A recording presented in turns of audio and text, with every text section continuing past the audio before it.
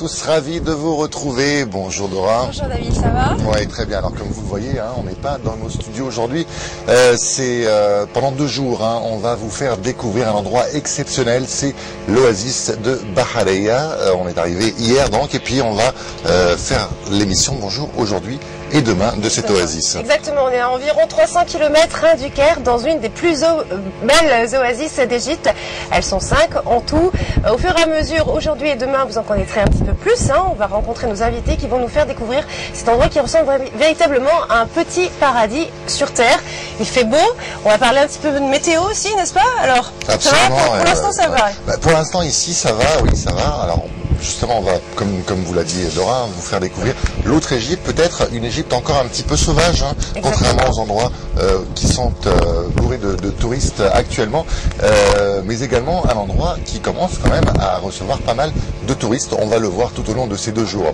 Allez, on va commencer avec la météo comme tu disais. Alors nous on a le soleil aujourd'hui, il fait plutôt beau avec un petit peu de vent. Cette nuit, il a fait très froid un petit peu partout en Égypte et aujourd'hui, j'ai l'impression aussi que la température n'a pas baissé, mais elle va rester un petit peu fraîche. Exactement. Nous, ici, on est au soleil. Par contre, le soir, c'est vrai que dans les oasis, il fait assez frais. Alors, par contre, au Caire, aujourd'hui, les maximales vont atteindre 20 degrés et les minimales en soirée, 10 degrés. Allez, comme d'habitude, nous allons voir quel temps il fait dans les autres gouvernorats d'Égypte, mais aussi dans les principales villes du monde. Et on se retrouve en direct, donc, de l'oasis de Bahareya.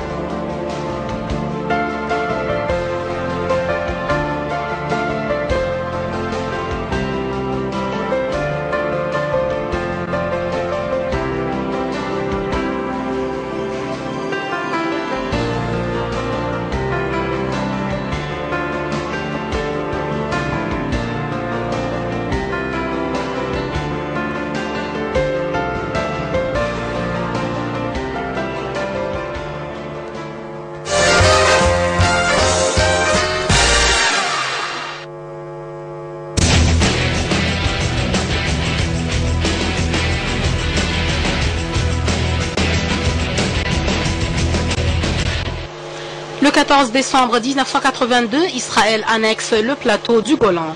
Le Golan est une région du sud-ouest de la Syrie occupée par Israël suite à la guerre des 6 jours de 1967.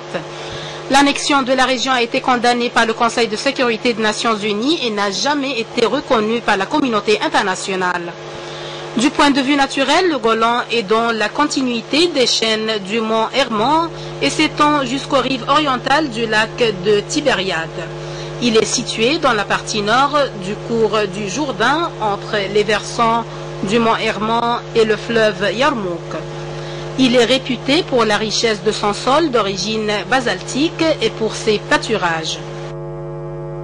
Le 14 décembre 2006, Ban Ki-moon est officiellement investi nouveau secrétaire général des Nations Unies. Ban Ki-moon est un diplomate et homme politique sud-coréen, né le 13 juin 1944. Il est secrétaire général des Nations Unies depuis le 1er janvier 2007. Succédant à Kofi Annan, il est le 8e à occuper ce poste depuis 1946. Il a été ministre des Affaires étrangères et du Commerce de son pays de janvier 2004 au 1er novembre 2006. Lors de sa première journée officielle en tant que secrétaire général des Nations Unies, Ban Ki-moon a adopté une position très nuancée concernant l'exécution de Saddam Hussein. Il a indiqué que la question de la peine capitale reste la décision de chacun des pays membres et n'a pas mentionné l'interdiction de la peine de mort par l'ONU. En janvier 2007, il a exhorté le président américain George W. Bush à la fermeture du camp de Guantanamo.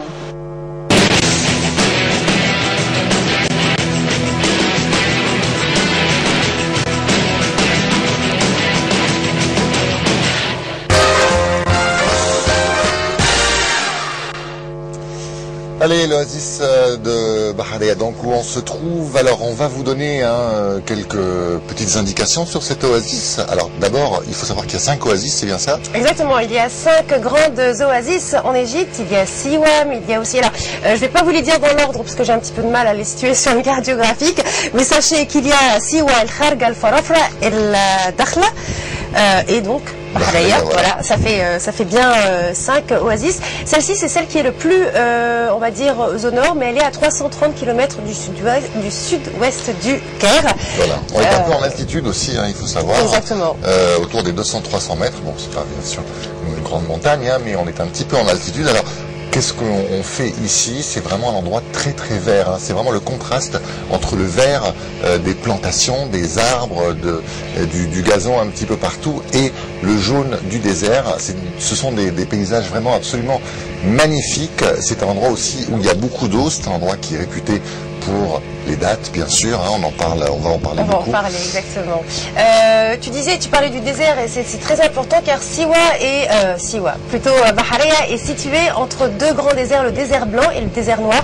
On va vous faire découvrir ces magnifiques déserts donc de cette vallée. On va faire découvrir aussi l'histoire puisque c'est un endroit où il s'est passé beaucoup d'événements historiques, notamment Alexandre le Grand par exemple, qui de retour de Siwa après l'oracle d'Amon est passé normalement ici par Bahareya. Et pendant très longtemps, en fait, il faut savoir que Bahareya était vraiment une étape pour les caravanes qui venaient et puis qui se rendaient un petit peu plus loin dans le désert et notamment vers l'oasis de Siwa. Et aujourd'hui, c'est devenu aussi une étape très importante pour le rallye des pharaons. Donc voilà, on va essayer de vous donner plus d'informations. Voilà, nos invités vont vous en parler. Plus d'informations sur cette oasis de Bahareya. Et juste avant, justement, on parlait tout à l'heure des dates. Peut-être que c'est la culture principale ici, dans cette oasis-là. Et je crois qu'on a un petit sujet à vous proposer avant de recevoir le premier invité. Exactement. Nous allons tout de suite parler de l'industrie des dattes, car on parle oasis, on parle palmier, il y en a un petit peu partout autour de nous. Vous allez voir que c'est ici que ça domine cette production de dattes. Ce sont les meilleures dattes d'Égypte. Allez, plus de détails dans ce reportage signé Shams Senami.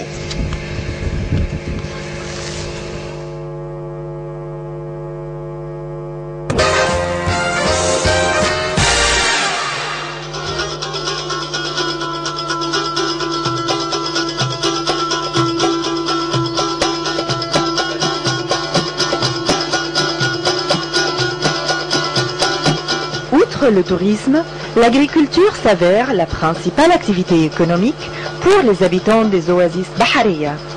Les terrains entourant les oasis sont cultivés et leur surface dépasse les 12 000 faidans. Parmi les denrées cultivées figurent les arbres d'haricots, d'olives, ceux des agrumes, ainsi que les plantes aromatiques et celles utilisées pour des fins médicales. L'agriculture dépend seulement de l'eau souterraine comme seule source d'irrigation. 398 puits et sources naturelles en eau sont utilisés dans l'agriculture des oasis.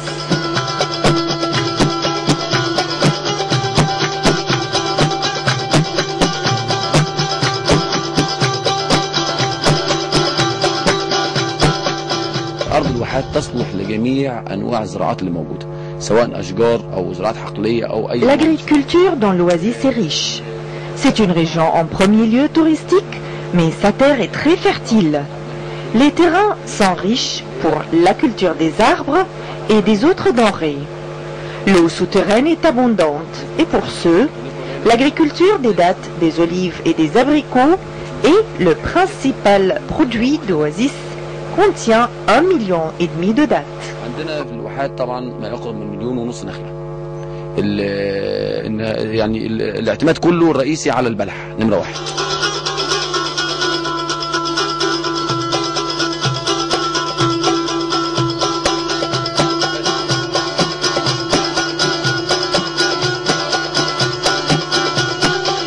L'une des principales agro-industries s'avère le séchage et l'emballage des dattes. Les oasis Bahareya abritent plus d'1 million de dattiers qui produisent de multiples genres de dattes.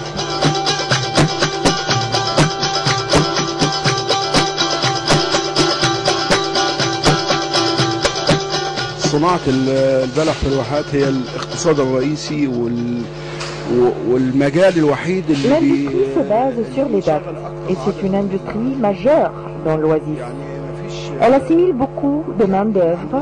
Plus que 600 jeunes hommes et filles travaillent dans cette industrie. On produit 20 000 tonnes de dattes et on exporte 13 000 vers l'étranger, tandis que le marché local reçoit 7 000 tonnes. بيصدر منهم حوالي 13,000 طن وال7 طن بيدخلوا السوق المحلي.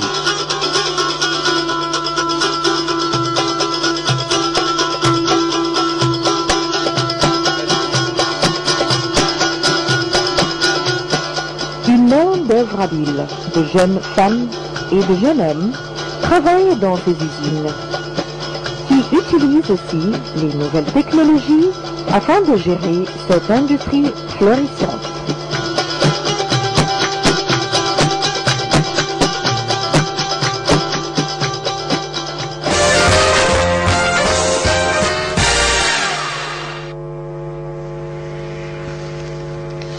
Voilà, allez, nous avons le plaisir d'avoir avec nous maintenant M. Tarar Abdesalem. Vous êtes vice-président de la région de Bahreïa. Oui, je suis né ici à l'Oasis de Bahreïa. J'espère que vous êtes très content de votre visite. D'abord, merci de nous recevoir.